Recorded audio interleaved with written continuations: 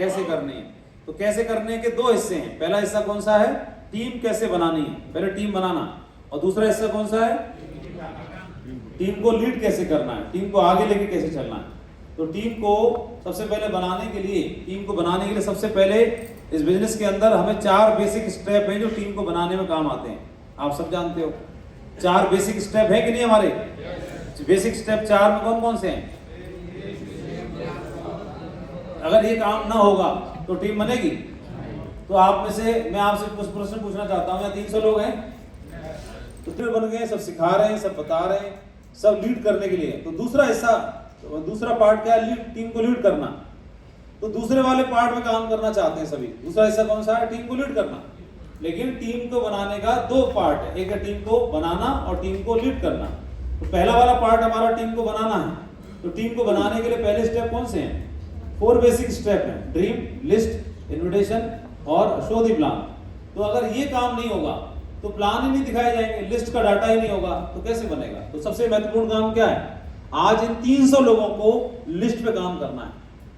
आज के बाद अगर 300 लोगों की लिस्ट पे काम करे जनता, 300 लीडर्स लिस्ट पे काम करना शुरू कर दें, और आप बताइए सिर्फ अगर ये और अपनी टीम के साथ, प्यारी लेक के साथ में 100 नामों की लिस्ट भी तैयार करवा दें, तो 300 गुणा 100 कितना होगा, 30,000 लोगों का पोटेंशियल हो गया आपके पास। क्या है, क्या लिस्ट है, कैसे है आपकी टीम में 2 लोग, 4 लोग, 6 लोगों की लिस्ट बनी है, उस पर काम करना है। ये डेटा आपके पास अपडेट रहना चाहिए लगातार। फिर 4 बेसिक स्टेप्स हो गए, ड्रीम, लिस्ट, इन्विटेशन और शो द प्लान। तो शो द प्लान जो होता है, प्लान जो दिखाते हैं हम लोगों को, वो प्लान दिखाने की क्वालिटी के लिए मल्टीप्लाई करने वाले स्टेप्स हो गए, लोगों को ट्रेंड करने वाले। उसके बाद क्या है, इसी में आता है प्रोडक्ट का डेमो देना। तो जो प्लान दिखाना है, प्लान पुराने तरीके से नहीं, प्रभावशाली तरीका क्या है, प्रोडक्ट्स का डेमो दिखाना। प्रोडक्ट्स का डेमो दे करके प्लान दिखाने का, ये सबसे महत्वपूर्ण है। और उसके बाद में अगला है how to organise effective meetings, इसको हम बताएंगे। इसमें ये टीम बनाने के लिए मैं एक कहानी सुनाता हूँ। एक चोर था, महान चोर था। तो इधर ही देखते रहोगे स्लाइड में, इसको गायब कर देता हूँ। इधर देखो मेरी तरफ। एक बड़ा चोर था, बड़ा नामी गिरामी चोर था, बड़ा प्रसिद्ध था और कभी पकड़ा नहीं गया। उसकी चर्चा राजमहल तक पहुंची कि राज्य में कोई चोर है, बड़ा चोरी करता है भाई, और आज तक पकड़ा नहीं गया। राजा ने अपने दरबान वरवान सिक्योरिटी पूरी लगाई, लेकिन पकड़ नहीं पाए। तो इतना उसकी राजा की सिक्योरिटी भी नहीं पकड़ पाई। तो राजा को लगा ऐसे आदमी को तो इनाम देना चाहिए भाई, होशियार आदमी है इसका मतलब, है ना। तो राजा को भी उस चोर को इनाम देने का दिल किया, लेकिन चोर इनाम लेने इसलिए नहीं गया क्योंकि सब पहचान जाएंगे उसे, अच्छा यही चोर था। खबर भिजवाई कि जो भी चोर है राजा साहब उसको इनाम देना चाहते हैं, आप कृपया राजमहल में आइए। लेकिन साहब वो नहीं गया, क्योंकि इसीलिए तो पकड़ा नहीं गया, होशियार था आदमी, तो छोटे मोटे लालच में नहीं फंसा। अब उसका बेटा बड़ा हो चला, 18 साल का हो गया, और बोला बापू अब मैं भी 18 का हो गया, और ये तो हमारा जो काम है वो पुश्तैनी है, दादा बाबा भी चोर थे, तो आपने बखूबी संभाला, मेरा नंबर आ गया, मुझे सिखाओ। तो चोर था बाप बोला तो ठीक है भाई, रात को तैयार रहना, क्योंकि ड्यूटी कब शुरू होती है ना, ड्यूटी नाइट ड्यूटी है ना, तो दिन में आराम करना है और ठिकाने लगाना है जो चोरी किया उसको दिन में, और रात में अपने धंधे पे जाना है, दिहाड़ी पे जाना है। तो दिहाड़ी क्या बजे शुरू होगी, रात को होगी ना 12 बजे से। तो 12 बजे से ज्यादा लंबी चौड़ी दिहाड़ी रहती नहीं है, 2 घंटा 2.5 घंटा 3 घंटा का मामला है बस, है कि नहीं। ज्यादा 12 से 4 के बीच में शिफ्ट है बस। तो बेटे को रेडी कर लिया, बेटा तैयार है एकदम, पूरा झूला वूला रस्सी फस्सी कांटा कूटा सब व्यवस्था लेकर के पापा का तैयार, और बाप आगे आगे बेटा पीछे पीछे चल दिए, और एक बिल्डिंग में पहुंच गए। बिल्डिंग में पहुंच गए और पाइप के सहारे वो तो फटाक चढ़ गया, वो तो टाइगर था, सालों से 20 साल से चढ़ रहा था, और जी डर लगने लगा इसको। बोले पापा तो ऐसे चढ़ गए जैसे खुदा कर लो, और इसकी टांगें कहाँ पर रही, कोई पकड़ ले, कोई देख ले, कोई टॉर्च की रोशनी आ जाए कूट देंगे मुझे। उसको डर लगने लगा। उसने बोला अरे अपना ही घर है, तू आ जाना, क्या डर रहा। जोर से चिल्ला गई, बोला चुप रह के तो बोलो, तुम्हारी क्या है, मैं तो नया नया हूँ। चुप आ रहा हूँ, उसको खींच लिया, आजा अपना, ये जो जो चिल्ला रहा।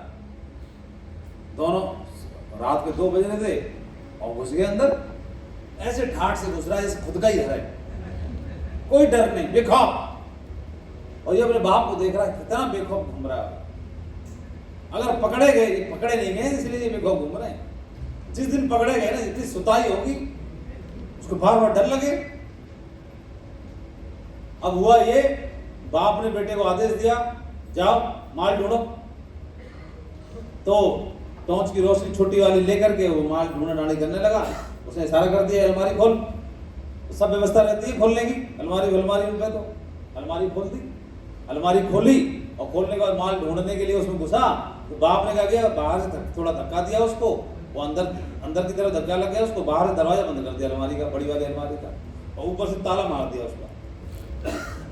बापू चोर ने बेटे को अंदर धक्का मार दिया, ताला मार दिया और चाबी पॉकेट में डाल ली और बाहर खिड़की पे आया, पाए के सहारे उतरा और जोर से चिल्लाने लगा, चोर चोर पकड़ो पकड़ो।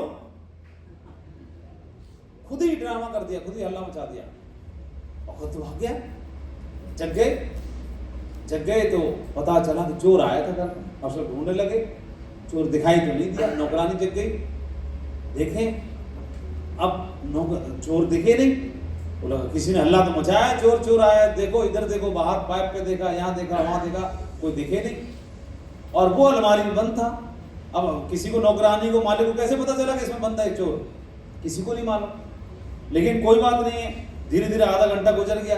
अब जो लड़का अंदर बंद था उसको लगने लगा ऐसे तो मैं मारा जाऊंगा, व्यवस्था तो करनी पड़ेगी और थोड़ी देर में नौकरानी भी सो जाएगी दोबारा।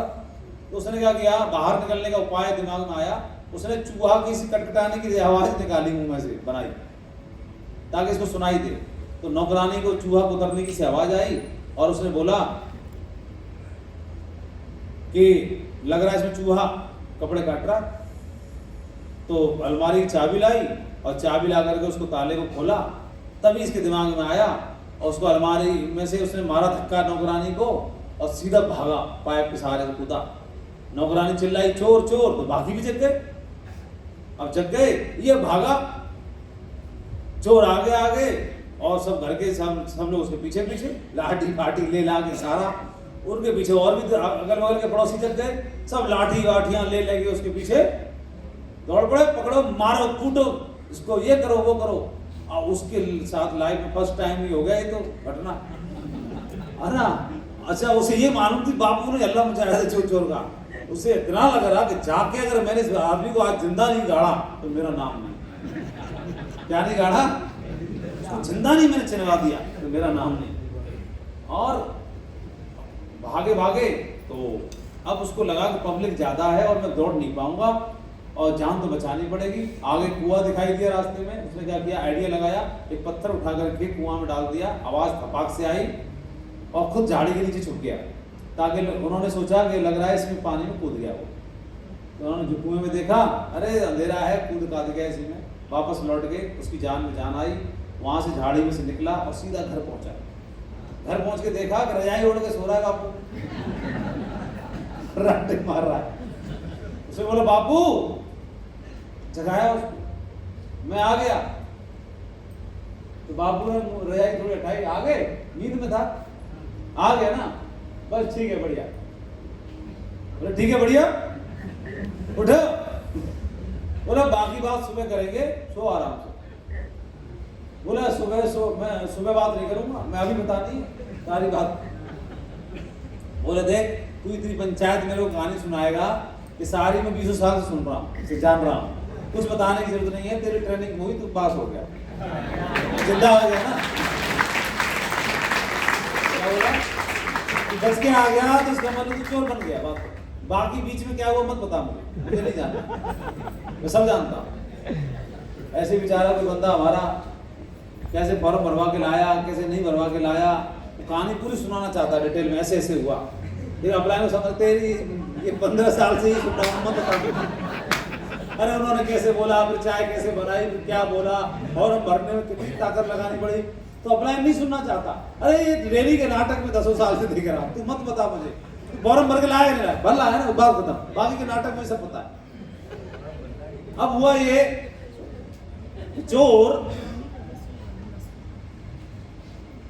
सवाल ये है कि जो बेटा जो चोर था, चोर की ट्रेनिंग लेनी है उसको, तो क्या किसी